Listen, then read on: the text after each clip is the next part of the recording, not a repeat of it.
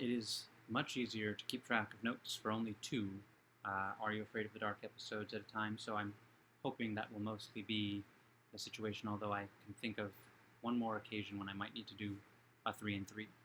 But today's two, and the two are The Tale of the Pinball Wizard and The Tale of the Final Wish, which, according to Wikipedia, were the last episode of Season 1 and the first episode of Season 2, respectively. However, both were on Paramount Plus under the bracket of Season 2, so I don't know. I'm going to watch them in the order and it also, November 14th and June 19th, November 14th, 92 and June 19th, 1993. So it would seem that that's the case, but I know that sometimes they come out of order. I'm just going to do them in the order that Wikipedia has them listed. So getting straight to it, in Pinball Wizard takes place in a mall. Now this is 1992. Malls are still a big deal. Whenever you see an 80s thing, there's a mall. And I guess, I don't know much about the history of malls, but I guess they got big in the 80s. I remember loving malls in the 90s when I was growing up. And then lately, I like to go to malls, but they don't seem to be as happy a place. But maybe that's just because I'm not a little kid who's just happy about everything. I think that is often the situation when things are not as fun as they used to be. It's you. You're not as fun as you used to be. It's me. I'm not as fun as I used to be. But anyway, another 80s thing. The episode opens with the Midnight Society passing around an old-fashioned Game Boy, not even a Game Boy Pocket, but a Game Boy from a time before even I had Game Boys. I had a Game Boy Pocket. That was my first pocket video game thing. And they have a big Game Boy. And they have a debate about games and how important they are, and you could just get to reset if you fail or whatever. And then Gary, I think is it Gary? Yes, Gary sits down, it seems to confiscate the game so that they can get around to actually hearing the story. And he always looked like the adult when I was watching as a kid. Now I can tell he's definitely a kid, but he seems like an adult among those other kids.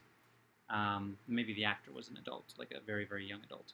But anyway, he starts the story about this kid Ross, who we first see grabbing a little, putting his finger in the another 80s, or I guess earlier than 80s relic, the telephone booths, the phones where he's checking for change, and then he tries to dig a quarter out of a fountain, and a homeless woman fights him for it, and eventually he lets her take it.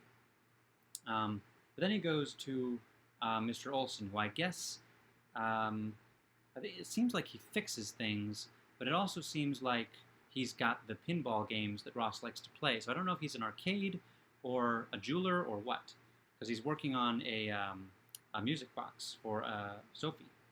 But Ross goes to this guy and he says, I like playing the games, but I want to work for you. I want a job. And he convinces him to let Ross watch the store for Mr. Olson while Mr. Olson goes to get his lunch, which is 3 hours late. And Mr. Olson just has one condition: stay in front, don't touch the game that he's fixing up in the back, which of course Ross does. Apart from Sophie arrives and he finds out that the music box hasn't quite been. He's not sure if her music box has been completely fixed yet, so he doesn't end up giving back to her. She says she'll be back in an hour. He goes back, he plays the game, and when he emerges, the mall is closed. It is after dark. He can't get out of the mall, but he finds out that the mall is now the pinball game. Eventually, he realizes that it's the same game that he was playing. Now, it seems more like a computer game or a role-playing game than a pinball game, but I'm not familiar with pinball games. I don't know how stories work with pinball games. Apparently, there are zombies in it, but that's how it is. And he seems to be playing something more like a Nintendo game, because Sophie becomes a trapped princess. There are mindless agents. They look like Agent Smith in the Matrix a little bit, that get in the way, but they don't like water. That's key.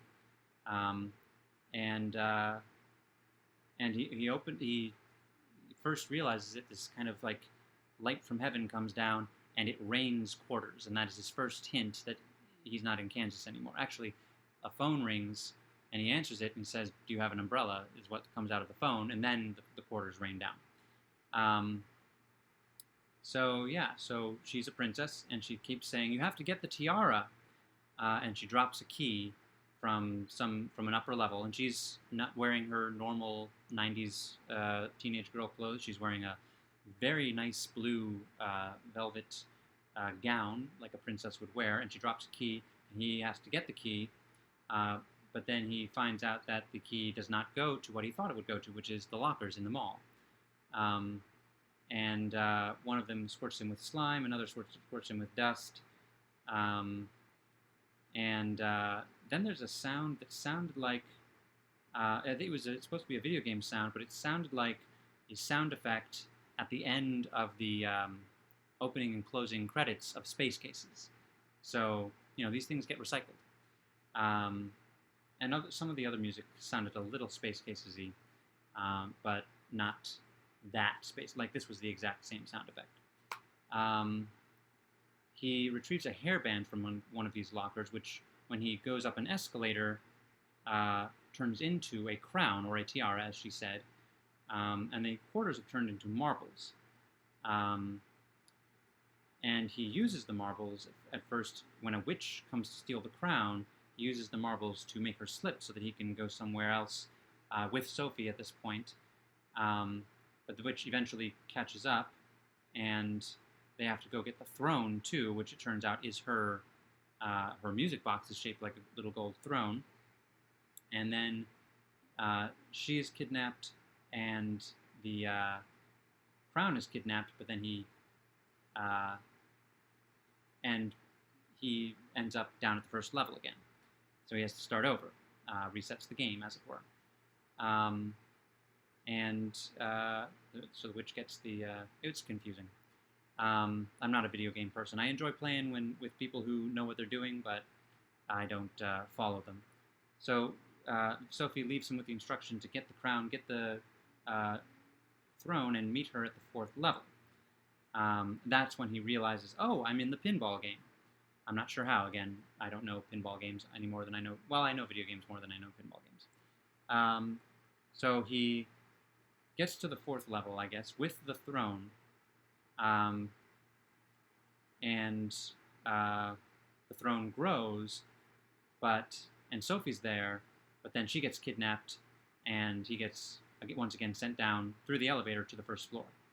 But the Super Soaker that we saw in the first shot, one of the first shots of the episode, this brand new shiny Super Soaker thing under glass, he realizes, oh, they don't like water. I can fight them because these are big video game characters that are scary and they have weapons.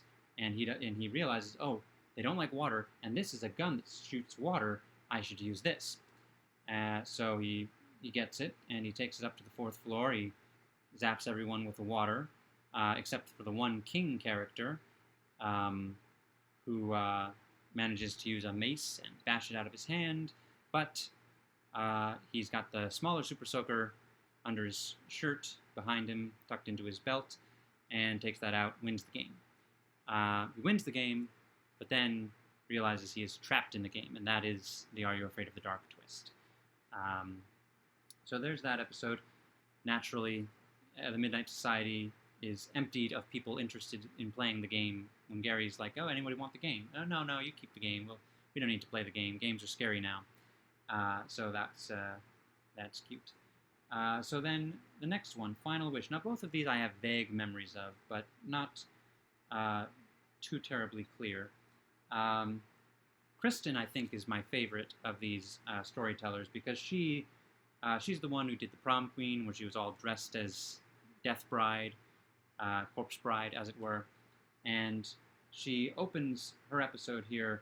She's wearing a Renaissance fair gown, she's like a kitchen wench, and she's reading at the beginning of the episode. It's just a generic fairy tales book, but it's rather like mine, and so I wanted to take this opportunity to promote the other YouTube series that I do, which I'll have a link maybe there at the end of this video, where I'm going through this book, and I've not made it very far. It's a very thick book, even though I've been doing this for weeks, and I am reading Grimm's Fairy Tales. It's a very thick book. I assume that since no translator is credited, that it is out of copyright, and I'm going to just keep doing it until I get all the way through. But it's very, very, it's going to take me a while, and it's a lot of fun because as they discuss in the episode, the tales are not for small children. There are versions of them for small children, but and I guess maybe they were for small children back then, but we wouldn't want our children reading the original Little Mermaid now. We want them to watch the Disney version. But they're weird, and some of them are quite short, and some of them can be disgusting. And that is her whole point in her story. So I just wanted to promote that. And the videos will be available in one of these corners. Last 2 weeks have been essentially the same story, but 2 separate stories in the book, but both of them pretty much Tom Thumb, going out into the world and encountering crooks and being eaten. But most of them are more interesting than that. Anyway, Tale of the Final Wish is about Jill. And Jill is, she keeps a baseball bat, a wooden bat next to her bed because she's afraid of monsters under her bed. And it's good for her brother that she actually puts it down and starts to think, I have to stop thinking that there are monsters under my bed before she wakes up, takes the bat, checks under her bed, there's nothing there. She goes, she gets water, she brings it back, she just sits on her bed without looking under it and says it's silly to do this. And then her brother, who has, in the intervening time, gone under her bed, grabs her feet, and he's lucky that she doesn't have the wooden bat, because that would not have been good. She wakes her parents. They find that there's nothing under her bed because her brother has left. He comes all looking sleepy and innocent, and then he confesses to her, and she pounds on him and whatnot. Typical brother-sister stuff in shows like this. But yes, the idea is that she's too into fairy tales. And so the next major scene, we see her and a couple of, I guess, friends, or maybe they're just girls who are there, but they're in the school library, and she's checking out The Sandman and Other Tales. The Sandman is I don't know a lot about the Sandman, but he is the mythological creature that blows sand in your eyes to make you go to sleep. I think that's his only thing. But there's apparently a story about him, and there are other tales in this book. So she's checking it out from the library. There are other more conventional-looking girls there, and they are checking out a boy who is wearing a backwards baseball cap and a white shirt and floral print tie. So I don't know if it's a private school of some kind, but I did not know what to make of this guy. So the girls are checking him out. He seems more interested in Jill.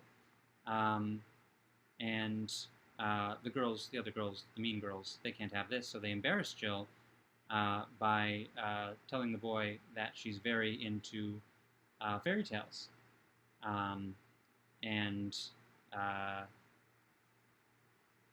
That's the end of that scene. He doesn't seem to mind it too much. He seems to see the potential for typical boy stuff, violence and sword play and all that sort of thing. So we're back in Jill's bedroom. We find out that she has a habit of making people late before that scene on her way, before she goes to school. And she's dressed like little Cyndi Lauper to separate her from the mean girls. And we're back in her room the next night. Her brother appears wearing some kind of demon or alien mask and scares her, wakes her up in the middle of the night. And then she's feeling bad about being subjected such an easy mark for these things. And she wishes, and I'm not quite sure exactly what the wish exactly was, but she wishes that she could be in a place where dreams come true and people wouldn't bother her. And she's holding the Sandman book which is the most recent physical manifestation of this obsession with fantasy. As she makes the wish and then she gets her wish, she is sucked under her bed by, poltergeist style. I think it's poltergeist style, sucked under her bed, where she meets the Sandman in the land of Nod, as in nodding off. And he says, where dreams come true, this place. Let's see, it's the malevolent supernatural force I live with compared this to Labyrinth, because she makes a wish, and then she's sucked off to another, I should stop saying that, but she is whisked off to another plane of existence, and her family is there, but they're all asleep, and she can't wake them up, and she thinks she'll never get out. She goes to try to get out through various doors, but they are guarded by fairy tale creatures like the Red Queen, who wants to chop off her head, or the witch from Hansel and Gretel, who says, "You'll do, I'll eat you," something like that. And then she sees that her friends and family are floating asleep, and so she does the only thing that she can, which is she threatens violence, and the Sandman doesn't want her to break the giant hourglass. And he says that her fairy tale can't be changed. She has to have her happily ever after in eternal sleep. And then she says, "Oh, so the fairy tale can be changed because you said that I had to live it out, and now you're saying that you can just put me into an eternal sleep, so that means the ending can be changed, and if I break this hourglass, maybe the ending will be changed." And so she breaks the hourglass, and she then wakes up screaming, and her parents and her brother come in. And she makes the vow, "I'm going to not be so silly about the fairy tale stuff," and her mom says, "Okay, but don't give up on the inner kid," which is, standard grow up, but don't grow up. Mixed messaging in shows like this that I think can be a problem for some people. Then the Sandman book, as everyone's going off to bed, opens up and flips of its own accord to the last page, and we see that the narration is exactly what it was the last page of her story, and the story didn't change. She didn't change the story. Everything happened as it was supposed to, which takes away her agency, which is, I suppose, the scary thing. So that's these two episodes, and again, I enjoyed them. The second one more than the first one, but they're not seared in my memory. Are You Afraid of the Dark episodes? But the Tale of the Midnight Madness and the Tale of Locker 22 are seared in my memory, and I'm very much looking forward to watching those Wednesday night and then talking about them on the internet on Thursday. In the meantime, pleasant dreams, everyone.